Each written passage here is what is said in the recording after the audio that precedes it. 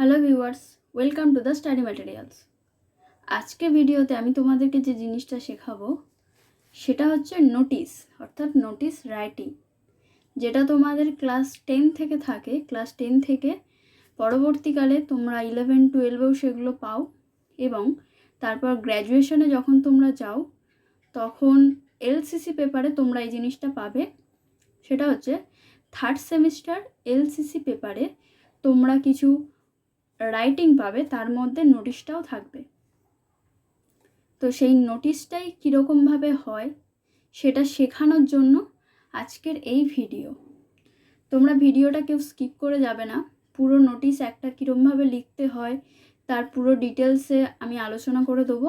আশা করি এই একটা নোটিশ থেকে তোমাদের অনেক কটা নোটিশই হয়ে যাবে, তোমরা নিজেরা লিখতে পারবে। এবং আমি যেটা লেখাবো সেটা হচ্ছে স্কুল লেভেলের লেখা। সেটা যদি তোমরা কলেজেও লেখো তাহলে আশা করা যায় কোনো প্রবলেম হবে না, এবং ভাষাগুলো খুবই সহজ, তো তোমাদের বুঝতেও অসুবিধা হবে না। তো দেখো, নোটিশ লিখতে গেলে আমাদের প্রথমে কিছু জিনিস মেনটেন করতে হয়। সেটা কি?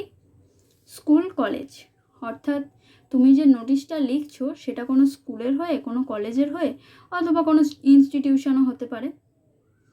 তারপরে কি আছে? নেম অফ দ্য কম্পিটিশান, অর্থাৎ এটা কি কোনো কম্পিটিশানের, কোনো ব্লাড ডোনেশন ক্যাম্পও হতে পারে, কোনো রুম বুকিংও হতে পারে। তুমি বেড়াতে যাচ্ছ, সেখানে তুমি বুক করতে চাইছো কোনো রুম, তো সেই জন্যও হতে পারে।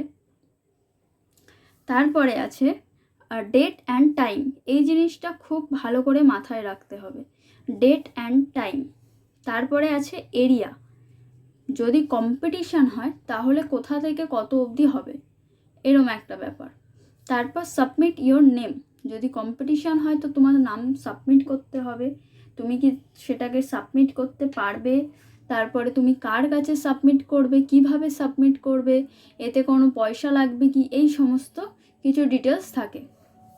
তারপর এলিজিবল পার্টিসিপেট, অর্থাৎ তুমি কি এই কম্পিটিশানে নাম দিতে পারবে, এই কম্পিটিশানে নাম কারা দিতে পারবে, কেমন যোগ্যতা লাগবে, সেই সমস্ত নিয়ে এই ভিডিওটা আজকে হয়েছে।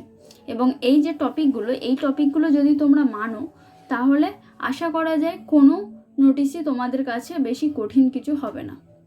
তো চলো এবার একটা নোটিশে দেখা যাক। আচ্ছা, তো এই একটা নোটিশ আমি তোমাদের সামনে এনেছি, তোমরা চাইলেই জিনিসটাকে স্ক্রিনশট নিতে পারবে, কিন্তু স্ক্রিনশট নেওয়ার আগে আমি বলবো জিনিসটা পুরোটা বোঝো। তুমি স্ক্রিনশট নিলেই তোমার কাজ শেষ হয়ে যাবে, তুমি নোটিশটা পেয়ে যাবে, এটা দেখে পড়ে নিতে পারবে। কিন্তু যদি আমি জিনিসটা যেভাবে পড়াচ্ছি তুমি যদি সেইভাবে পড়ো বা বোঝো, তাহলে এরকম হাজার হাজার নোটিশ তুমি নিজেই লিখে নিতে পারবে।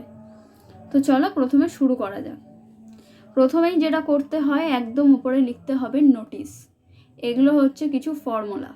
এখানে নোটিশ লিখতে হবে, এখানে দেওয়া আছে ইন্টার স্কুল কুইজ কন্টেস্ট, এখানে একটি কুইজ কন্টেস্ট নিয়ে হয়েছে তাই কুইজ কন্টেস্ট লেখা। ইন্টার স্কুল, তোমাকে প্রশ্নতে বলে দেওয়া হবে কি ধরনের কম্পিটিশন তোমাকে লিখতে হবে। কখনো কখনো থাকে ইন্টার স্কুল স্পোর্টস কম্পিটিশন, তোমরা ক্লাস 10-এ এই জিনিসগুলো করে এসছো, তো সেই ইন্টার স্কুল স্পোর্টস কম্পিটিশনও এখানে থাকতো। বিভিন্ন ধরনের হেডলাইন যেটা থাকবে সেটা পুরোটাই হবে ক্যাপিটাল লেটার, নোটিশটাও হবে ক্যাপিটাল লেটার অ্যান্ড দ্য হেডলাইনও হবে ক্যাপিটাল লেটার। এরপরে কি থাকছে? ডেট। ডেট মানে আজকেকার ডেট, তুমি যে আজকে নোটিশটা লিখছো সেই আজকেকার ডেট তোমাকে দিতে হবে, অ্যান্ড থাকবে রেফারেন্স নাম্বার। তো এবারে বডিটা পড়া যাক। দেখো, all the students of our school are hereby notified that the school is going to organize an inter-school quiz competition on 5th July। তো এখানে কি হলো? এখানে স্কুলটাকে দেখো একটা লাল মার্ক করেছি, ইন্টার স্কুল কুইজ কম্পিটিশন, আর দেওয়া আছে একটা ডেট, সেটাকেও লাল মার্ক করা। এই যে ওয়ার্ডটা এখান থেকে এই অবধি শুরু হয়েছে, এই ওয়ার্ডটা তুমি স্কুলের প্রতি, বা এটাকে একটু স্কুলটাকে কেটে দিয়ে যদি কলেজ করো বা অফিস করো, তো এই প্রথম ওয়ার্ডটা বা প্রথম সেন্টেন্সটা তুমি প্রত্যেকটা নোটিশে দিতে পারবে। কেমনভাবে? যদি কোনো কলেজ হয় তাহলে all the students of our college are hereby notified that our college is going to organise. এবারে যদি অন্য কিছু কম্পিটিশান থাকে তো সেখানে তুমি সেটা দিয়ে দেবে, যেরকম inter school sports competition on, date change হলে তুমি ডেট চেঞ্জও করে দিতে পারবে। একটা জিনিস মাথায় রাখবে, তুমি আজকে যদি নোটিশটা লেখো তাহলে তুমি ডেটটা দেবে অন্তত মিনিমাম 15 দিন পরে। তো ফার্স্ট লাইন গেল, আশা করি ফার্স্ট লাইন বুঝতে কারোর অসুবিধা হয়নি। এবার যাব second line. 25 schools of the district will participate in the competition। অর্থাৎ কতগুলো স্কুল, এই ইন্টার স্কুল মানে তো অনেকগুলো স্কুল বা দুটো স্কুলকে এক জায়গা করে, তো সেই জিনিসটাই বলেছে কতগুলো স্কুল এই কম্পিটিশানে অ্যাটেন্ড করছে। যেহেতু কুইজ তাই আরও বেশি স্কুল লাগবে, খেলাধুলো হলে তাহলে 2 বা 3টেতে হয়ে যেত। Next, the willing students are requested to submit their names to their respected class teacher within 13th June. এই যে সেন্টেন্সটা, এটাও তোমরা সব ক্ষেত্রেই দিতে পারবে। কি বলেছে এখানে, উইলিং স্টুডেন্ট অর্থাৎ যাদের যাদের ইচ্ছা আছে তারা তাদের নিজেদের নামগুলো সাবমিট করতে পারবে তাদের ক্লাস টিচারের কাছে উইদিন 13th জুন। অর্থাৎ 5 তারিখে যদি আমার কম্পিটিশান থাকে তাহলে 30 তারিখের মধ্যে অবশ্যই আমাকে নাম দিতে হবে, কারণ যদি আমি 5 তারিখে গিয়ে বলি আমি কন্টেস্টে নাম দেবো তাহলে নিশ্চয়ই হবে না জিনিসটা।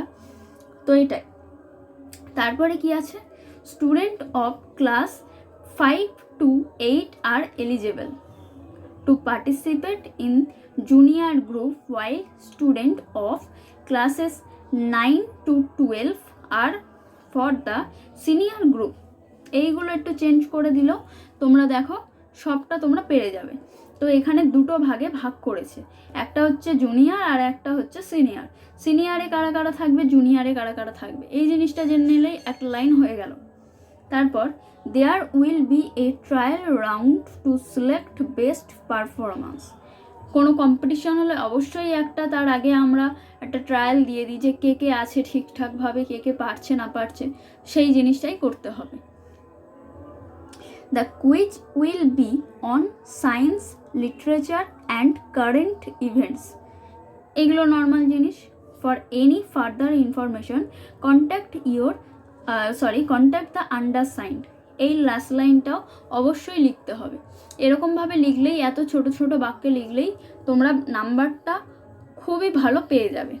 এবং তারপরে তোমার নাম লিখতে হবে, তারপর তুমি কোন জায়গায় কোন পোস্টে তুমি আছো সেইটা লিখতে হবে এবং স্কুলের নাম লিখতে হবে। একটা জিনিস মনে রাখবে, স্কুলের নামটা ABC XYZ এমনিভাবেই লিখবে। তারপর কাউন্টার সাইন্ড, হেডমাস্টারের সইটা দিয়ে দিতে হবে, ব্যাস। এই হচ্ছে একটি নোটিশ রাইটিং। এবার তোমরা এটাকে স্ক্রিনশট মেয়ে নিতে পারো। যারা চ্যানেলে নতুন আছো অবশ্যই সাবস্ক্রাইব করে দেবে। এরকম কিছু কিছু নোটিশ আমি আপলোড করব যাতে তোমরা সেগুলো দেখে ভালো করে প্রিপারেশন নিতে পারো যে কোনো পরীক্ষার জন্য। আশা করি কোনো বুঝতে অসুবিধা হয়নি। যদি বুঝতে অসুবিধা হয়ে থাকে তাহলে আমাকে কমেন্টে জানাবে, আমি অবশ্যই রিপ্লাই দেবো। Thank you.